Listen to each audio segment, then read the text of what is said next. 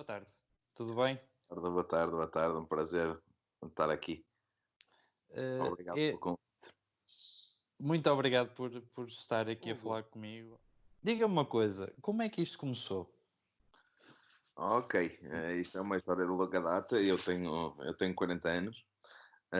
Eu, como costumo dizer, eu sou um menino da cidade. Mas eu não podia ter cães, eu vivia num apartamento. Os meus pais não me deixavam ter cão. Eu tive cão a primeira vez com 8 anos. Mas foi uma experiência que correu mal e passado alguns meses os meus pais decidiram dar o cão. Ahm, Depois o meu segundo cão já eu tinha 12 anos e já não era em apartamento, já era numa vivenda e a coisa já funcionou de forma bem melhor. Infelizmente essa história acabou rápido também, infelizmente por um azar. Mas estas foram os meus primeiros cães.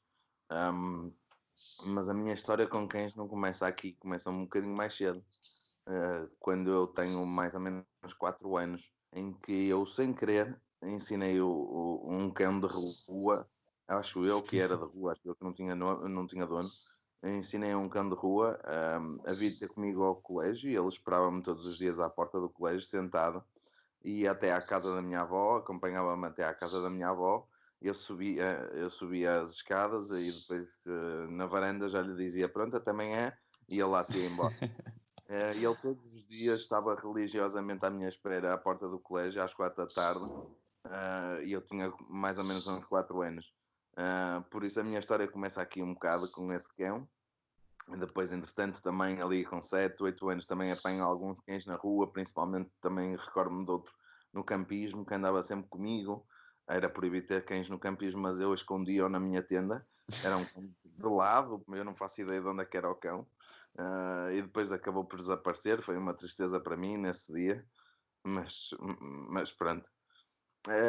Depois, a minha história, estamos a falar nos anos 90 e tal, em que eu começo a crescer ali na adolescência, que temos que começar a definir mais ou menos aquilo que vai ser a nossa vida. E eu sempre pensei em trabalhar com cães, qualquer coisa como hobby, porque naquela altura nunca se pensa, eu pelo menos acho que na minha realidade nunca pensaríamos em trabalhar com cães a 100% naquela altura. Mas a verdade é que ali em 99, eu tenho em 98 eu tenho um primeiro seminário, porque já havia revistas de cães em que eu acabei por comprar, ia comprando revistas para tentar perceber. Eu tinha pensado em fazer um curso até lá fora, porque depois havia lá está a minha dúvida se vou seguir um caminho dito normal, ou de economia, ou de gestão, ou de direito, ou que fosse, ou vou enveredar por este lado. Então, nesta altura temos que ver que praticamente não há internet, e eu sempre pensei, bem, ok, eu posso ir para a Inglaterra ou isso, tentar fazer algum curso, mas a verdade é aonde, como, não é? Como é que havia de chegar Pois. lá? Não fazia a mínima ideia como é que havia de chegar lá. E ali em 99, quando eu estou a pensar em entrar na faculdade em Ciências Políticas, para vermos, não tem nada a ver, eu de facto descubro que há um curso profissional em Mortágua, que aquilo era juntamente ligado com a Escola de Cães Guias. No início, a ideia de criar esse curso técnico era, eu julgo eu, que era dar funcionários para mais tarde irem para a Escola de Cães Guias, mas acho que aquilo depois acabou por não correr bem e a escola acabou por separar da Escola de Cães Guias. E eu fiz esse curso, aquilo era um curso de 11º e 12º, e acabei por fazer esse curso, e depois, a partir daí, eu acabo por começar logo a trabalhar ali em setembro. Ainda nem acabei o curso, nem acabei o curso sequer, comecei logo a trabalhar em setembro de 2002, exatamente, que foram 3 anos, e começo logo a trabalhar num hotel de cães que já faziam alguma coisa de treino, ainda muito pouco, mas já se fazia, em Braga, que eu sou de Braga, apesar Ok. de hoje em dia viver no Porto. E começo aí a trabalhar durante 2 anos, até 2004. E em 2004 começo a trabalhar por minha conta. E começo-me também a formar ainda mais e a querer saber muito mais, porque isto é mesmo, como estava a dizer, uma paixão e queremos sempre saber mais. E lá está, procurar onde é que estavam as melhores formações, os melhores cursos e tentar ir procurar fazê-los e tentar sempre fazer aquilo que eu achava que tecnicamente me parecia mais difícil. Eu ligo-me à Animas também, à associação que treina cães para pessoas com problemas físicos. Um, Também tive lá formação e depois acabo por ter formação em muitos lados. Corri um bocado o mundo todo, Espanha, Inglaterra, Estados Unidos, Suécia, uh, segui muitos países. E fiz muitas formações, já não tenho a contar quantas é que fiz. Umas mais intensas do que outras, umas mais curtas do que outras às vezes é só alguns seminários, mas fui um bocado por todo lado, desde cães que lá está o curso que eu fiz, por exemplo, em Barcelona, para pessoas com problemas físicos, para treinar cães para pessoas com problemas físicos, desde o curso que eu fiz na Suécia para treinar outros animais, que naquele caso tivemos a treinar galinhas, desde organizações de conferências em Inglaterra, com amigos meus como o Chirag, desde a organização de um curso com a Grisha, uma treinadora bastante conhecida mundialmente pelo método que inovou um método, criou um método de trabalho em que eu organizei em Braga e tínhamos bastantes alunos de todo o lado do mundo, portugueses só eram 3 ou 4, se não me engano, mas tínhamos treinadores de todo o lado do mundo, desde Estados Unidos, Inglaterra, Dinamarca, Itália, Brasil até, ou seja, eu fui correndo um bocadinho tudo. Também estive em São Francisco a trabalhar com a Jean Donaldson, ali um período de um mês. Também tive a possibilidade de trabalhar no canil onde ela na altura estava a trabalhar, a SPCA de São Francisco, um dos canis de referência mundial, e tive a sorte de poder lá trabalhar e conhecer aquela realidade. Também trabalhei com o Mick Muller, por exemplo, um grande amigo meu, que nos conhecemos em Espanha, mas eu acabei depois também por trabalhar lá em São Francisco com ele, especialista em cães de canis e em agressão de cães com cães, reatividades, etc. Ou seja, fui correndo um bocadinho de tudo. Também trabalhei com o Ken Ramírez, outro grande senhor do treino, em Chicago, com mamíferos aquáticos. E claro, eu não posso deixar de referenciar o Bob, outro grande mestre, que eu tive, como há bocado já referenciei, na Suécia, e que tivemos a trabalhar com galinhas, e eu tive a oportunidade de fazer toda a formação com o Bob, os níveis todos. E em Portugal eu julgo que só eu e outra pessoa é que temos essa formação toda completa, com ele, estou a falar com o Bob. O Bob é um senhor com 80 e muitos anos nesta altura, é mesmo um senhor, é uma história muito longa que ele tem no treino animal. Ou seja, fui sempre tentando procurar grandes referências mundiais e tentar trabalhar com elas e aprender com elas, e tive a possibilidade de ir conseguindo fazer tudo isso. Ou seja, Certo. eu profissionalmente já estou desde 2002 até hoje, só a trabalhar com cães, só a trabalhar com animais, melhor dizendo, mais cães, obviamente, mas já tive a possibilidade de trabalhar com muitos outros espécies de animais. Certo. Falou sobre o intercâmbio de experiências da Suécia, dos Estados Unidos. Eu desde que começo a aprofundar todo o conhecimento sobre treino, seja de qualquer animal ou cão em específico, que me surge um bocadinho a ideia de que Portugal está muito longe de todo este tema. E em contraste com isso, a América acaba por ser onde há mais treinadores, onde se fala mais, onde se evolui mais. Como é que acontece? Ou seja, é fácil qualquer pessoa ir daqui para a América e ter esse desenvolvimento? Eu tive a sorte de, lá estar, de aqui em Portugal eu ter conhecimentos e ter conhecido, entre aspas, o meu mundo foi aberto nos Estados Unidos muito através do Mick Muller. Eu conheço o Mick Muller em Madrid, numa altura, através de outra grande treinadora em Espanha, a Virginia. E conheço o Mick e lá está, depois começamos a Uma coisa conversar, leva etc. à outra. Ele trabalha nessa altura estava a trabalhar no Canil de São Francisco, e que lá, curiosamente, também estava a trabalhar com a Jean Donaldson, outra grande senhora do treino, e eu tenho a possibilidade de entrar no Canil e de trabalhar lá como voluntário. E toda a dinâmica de poder ver as aulas que eles tinham, porque eles têm, no próprio Canil, têm aulas para clientes, também têm cursos para treinadores, ou tinham naquela altura.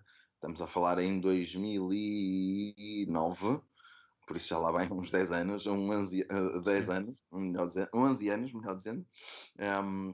E por isso tive essa sorte, não é? E entro aí. Mas também quero dizer que nos Estados Unidos, lá está, o país é enorme e há coisas muitíssimo boas no treino, como há coisas péssimas no treino. Por exemplo, quando eu tive a oportunidade de estar em Chicago, isto mais recentemente, isto já foi em 2015, se não me engano, ou 2016, eu já me vou perdendo no tempo.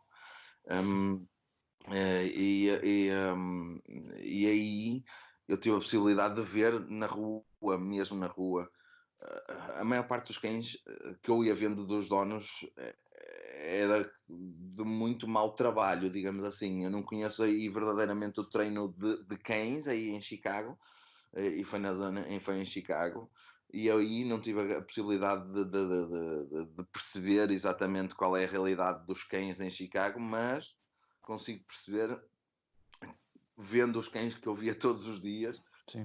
coisas muito más. Eu cheguei a ver cães, cachorritos com coleiras de bicos, cheguei a ver cães velhotes que praticamente quase nem andavam de coleiras de bicos. Ou seja, eu vi muito mais coleiras de bicos em Chicago do que vejo aqui. Ou Exato. seja, há um bocadinho de tudo. Mas para mim, a evolução do treino, eu também tive a oportunidade de estar numa das maiores conferências de treino na altura que estive em São Francisco. Eu pertenço à APDT, a maior associação de treinadores de cães no mundo. E na altura foi lá em São Francisco em 2009. Eu consegui juntar tudo, por acaso consegui, e também tive a oportunidade de lá estar. Bem, é uma realidade completamente diferente. Vê-se uma conferência de vários dias, com vários temas, em simultâneo, com várias salas completamente cheias, salas com 200 treinadores, por exemplo, de todo lado do mundo, principalmente americanos, obviamente. Mas há realidades muito diferentes, muito diferentes. É um país muito, muito grande. Mas eu acho que, de uma maneira geral, isto é a minha opinião daquilo que eu vou vendo e pensando um bocado sobre o assunto, tem a ver muito com a evolução da forma de vermos as coisas entre a Europa e os Estados Unidos, em que a Europa maioritariamente é da etologia, e a etologia é o estudo de comportamento animal por observação, ou seja, nós vamos observando os animais, não mexemos muito neles, ou seja, vamos muito mais observando o animal em estado natural.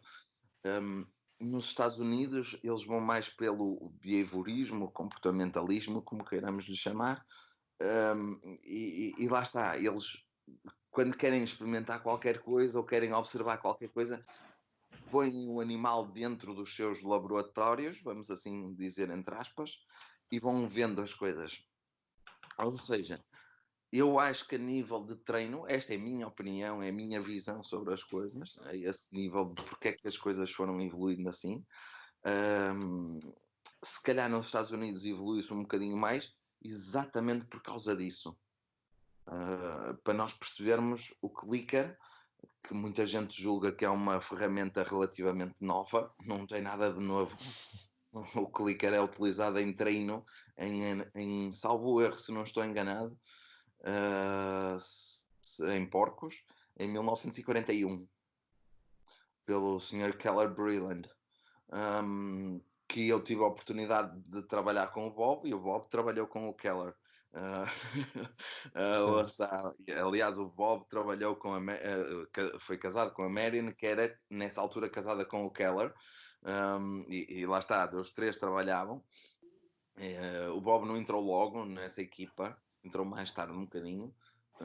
Mas lá está, é para nós vermos a dimensão que eles já trabalhavam com clicker nessas alturas. Ou seja, é uma evolução de que não tem comparação connosco. E por isso mesmo, lá está, conseguiram evoluir muito mais a nível de treino. E eu a primeira vez que utilizei um clicker e foi uma tampa de compal, provavelmente foi em 2000 e se calhar sou das primeiras pessoas em Portugal a utilizar clicker, provavelmente, e era com uma tampa de compal. Eu nem sabia muito bem o que é que estava a fazer, nem sabia muito bem o que é que tinha que fazer com aquilo, não percebia muito bem, mas as primeiras experiências foi essa. Recordo-me perfeitamente de andar de bolsinha vermelha e com a tampa de compal, mas eu nem sabia muito bem o que é que tinha que fazer com aquilo, e ainda tinha muitas confusões na cabeça, claro. Mas vem daí. Eu acho que lá está, e depois os países que têm tendência mais a olhar para a parte americana, não é? Eu acho que os países nórdicos têm um bocadinho mais tendência a olhar para os americanos. Esta é a minha ideia, não sei se estou certo ou não. Inglaterra e os países nórdicos, Suécias, Dinamarcas, Noruegas, se calhar conseguem evoluir um bocadinho mais rápido por causa disso, mas também é uma evolução completamente diferente do que é nos Estados Unidos, não é? Nos Estados Unidos, enquanto já se faz isto há mesmo muitos anos, e se calhar só alguns nichos, não é? Aqui na Europa acho que veio muito mais tarde, não é? Na Suécia, atenção, foi na Suécia, mas eu estive a trabalhar com o americano, não é? Com o Bob. Por isso é um bocado um misto de coisas. Sim. A evolução para mim é isto. Sim, pelo menos aqui em Portugal, que nesse aspecto acho que se calhar será dos países um bocadinho mais atrasados em termos de cultura. Acho que de cultura em relação ao treino de animais. Acho que ainda estamos no início. Eu começo a ver as gerações mais novas a começar a preocupar-se com a importância disto. Ou seja, gerações que se calhar entre os 12 e os 20, gerações que ainda não têm, se calhar não têm cães próprios, se calhar não têm possibilidades económicas de procurar um treino, são as que estão a começar a pensar no treino como algo essencial e como algo necessário. Eu noto muito nas gerações mais velhas a discrepância de isto não é preciso, não é necessário, é um gasto de dinheiro, é um luxo, é só porque quer ter um cão bonito que sabe sentar, deitar. Ou seja, não há.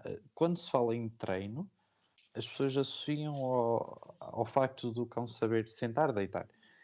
Não associam, por exemplo, a um desvio comportamental sobre o cão não aceitar crianças ou o cão ser reativo com um género específico, seja homem, seja mulher, ou com um tipo de pessoa específico. Não há esta cultura cá. Sim. Ainda torna-se... Na minha opinião ainda não há, mas eu espero que no futuro consiga haver. Eu acho que nós temos que ver que em Portugal ainda há muitíssimo pouco tempo e se calhar ainda estamos a falar ainda em muitas realidades, se calhar ainda no presente. Estamos a falar muito do cão ainda está dentro do bidão preso a uma corrente. Exato, exatamente.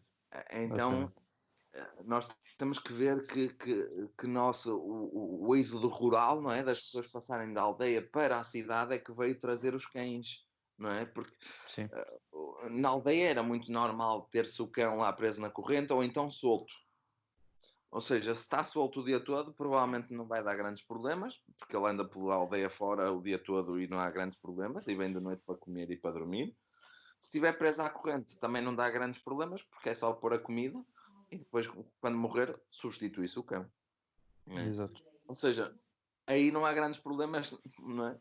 Mas o problema é que nós passamos para as cidades, nós passamos para apartamentos e agora os cães estão dentro da nossa casa.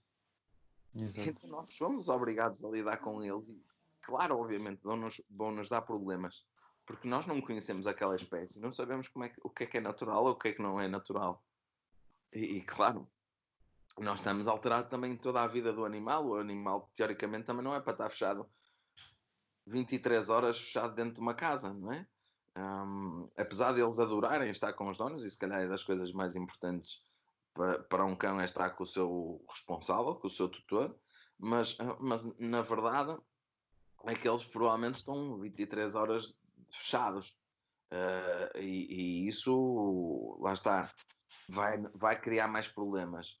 Eu acho que Portugal, ok, para o número de população que nós temos, estamos no início, sim, é verdade, mas eu acho que há um crescente interesse por tentar perceber melhor estas técnicas que as pessoas julgam que são novas e por estas visões. Eu acho que já se vai fazendo alguns estudos também interessantes. Nas universidades já se faz muito mais estudos de cães do que se fazia aqui há umas décadas, porque não se estudavam cães, a verdade é essa, a nível isto, a nível mundial, não se estudavam cães, e só agora é que aos poucos é que se vai estudando mais isso, e há ainda, por exemplo, se falarmos em universidades, por exemplo, da Europa, há meia dúzia de universidades que estudam mais isto, não são muitas, mas já vai havendo alguns estudos.